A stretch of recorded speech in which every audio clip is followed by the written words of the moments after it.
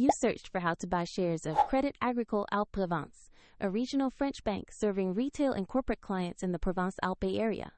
It is listed on Euronext under the ticker CRAP.PA, and this video is for educational purposes only, not financial advice.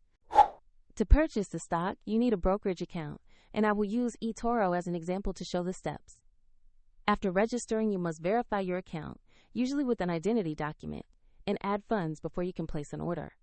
Use the platform search bar to find the company by name or ticker. Type CRAP.PA and select the matching Euronext listing to locate the correct share.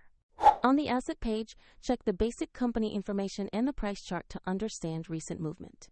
Confirm the page shows Credit Agricole Alpes Provence with the CRAP.PA ticker to ensure it is the right stock. Click Invest or Buy. Enter the amount you want to allocate and carefully review order details including fees before confirming.